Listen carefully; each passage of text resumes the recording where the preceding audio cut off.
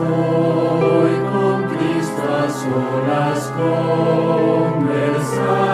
Él te espera con sincero amor. Todas tus lágrimas puede consolar. Entrégate en oración.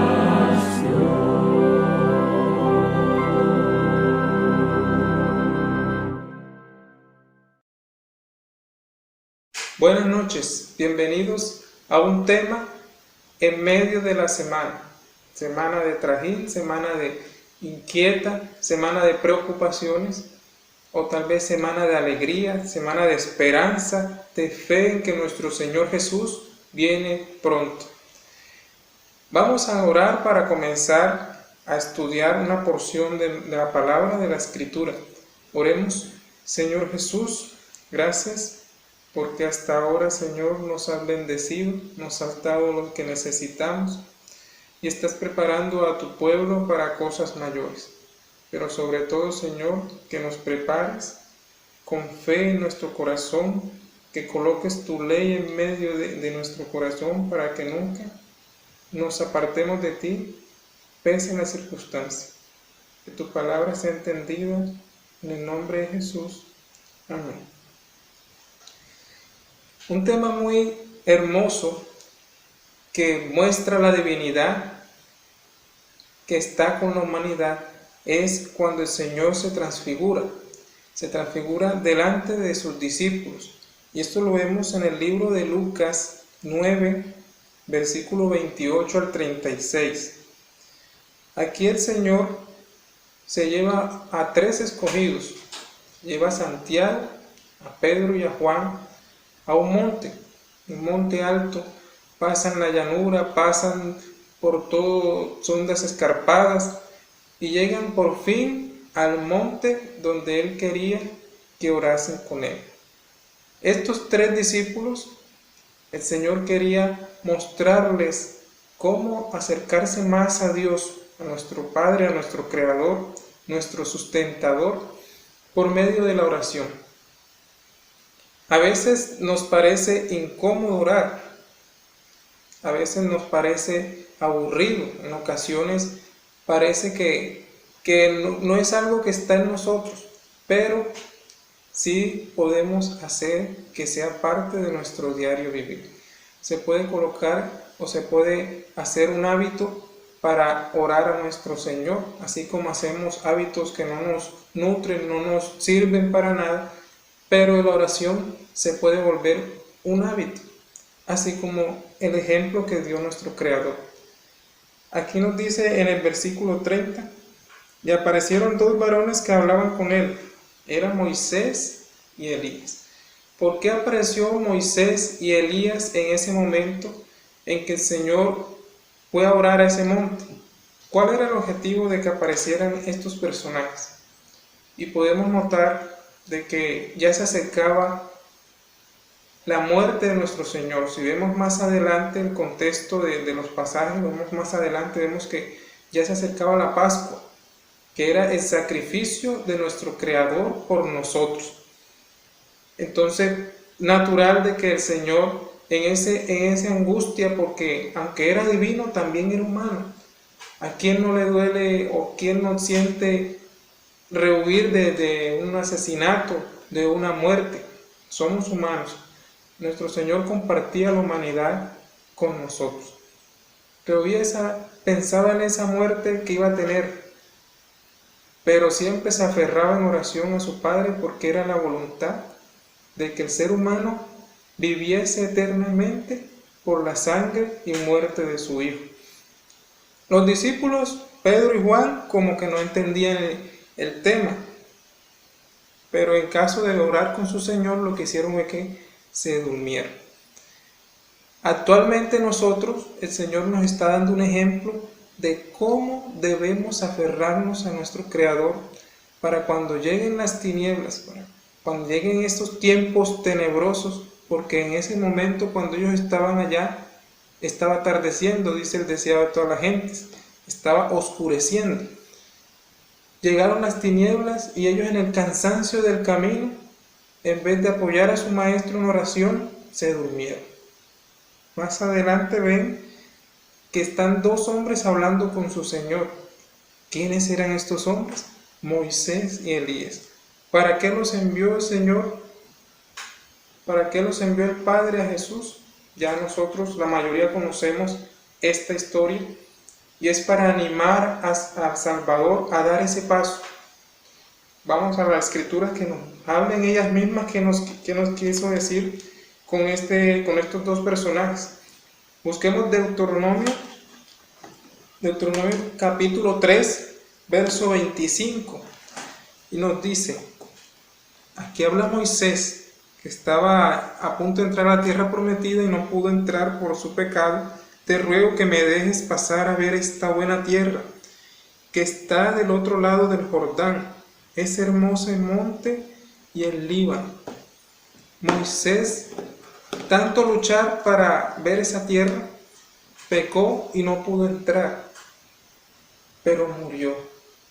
Los planes del Señor para con Moisés eran de que cruzara el Jordán y tal vez se lo llevara como Elías, vivo, pero murió.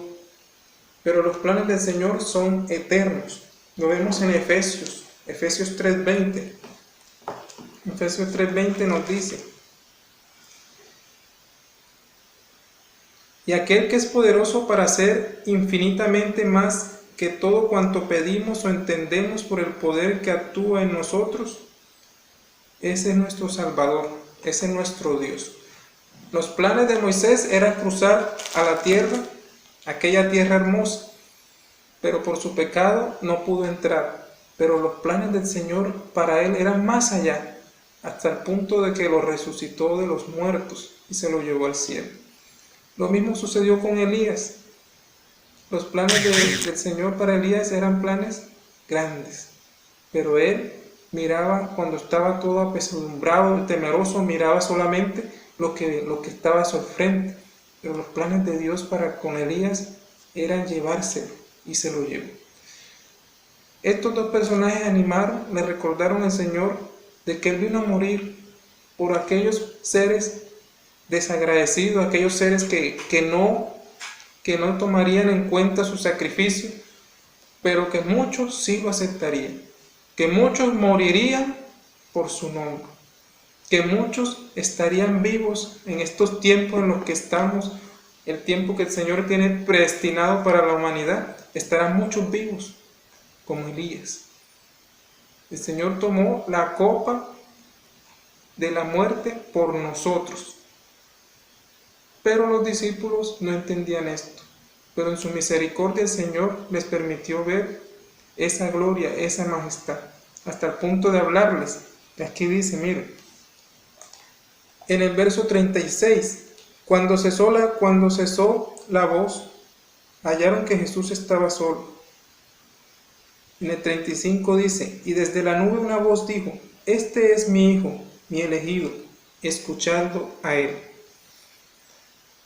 El Señor nos tiene ahora para que oremos por los tiempos que vienen, que el Señor nos muestre qué tiene preparado para sus hijos.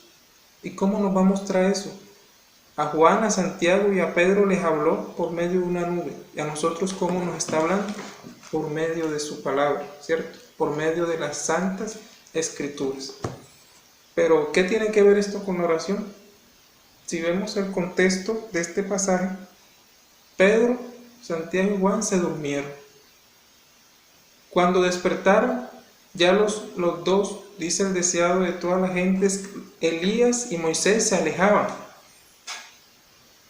Cuando ellos se levantaron, vieron esa luz, el Señor resplandecía y no alcanzaron a oír lo que el Señor en su providencia le quería dar a conocer a su Hijo, que ellos también podían escuchar. Tenemos las Escrituras, queridos hermanos. Aquí tenemos la vida de muchas personas que se inclinaron ante Dios, que oraron, que se comunicaron. No sabemos orar, miremos la Biblia. Ahí nos muestra de cómo debemos hacerlo. que no tengo fe. Muchos de los que el Señor llamó a su servicio no estaban preparados. Así que nosotros debemos aferrarnos a esa promesa de que Él nos va a capacitar y nos va a dar sabiduría, incluso para orar con Él. Aunque estos discípulos no vieron, aunque estos discípulos no vieron esa situación, no alcanzaron a entender lo que había sucedido, el Señor les dio el privilegio de ver esa escena. Así nos tiene predestinados a nosotros. No sabemos si hemos de morir o hemos de vivir, pero si nos suceden alguna de las dos, que sea para gloria de Dios y para rescate de nuestra alma, para vivir eternamente con Él. La invitación en esta noche es a que mantengamos nuestra vista fija en Jesús. A veces el sueño de este mundo nos duerme. A veces nos relajamos en las circunstancias o en los pesares, o a veces también en las prosperidades, o a veces en la pobreza. Cualquier situación nos hace que nos durmamos, así como se durmieron Juan, Santiago y Pedro. Pero Dios en su misericordia nos despierta su luz de amor, nos despierta su resplandor, para que podamos comprender, para que en nuestra mente lo que dicen las Escrituras acerca de Él nunca se nos olvide. Debemos perseverar como lo hizo el Señor en oración. Y en esta noche te invito a que te aferres de esa luz poderosa que tiene sanidad, que es la de nuestro Señor Jesús. Que el Señor te bendiga en esta noche.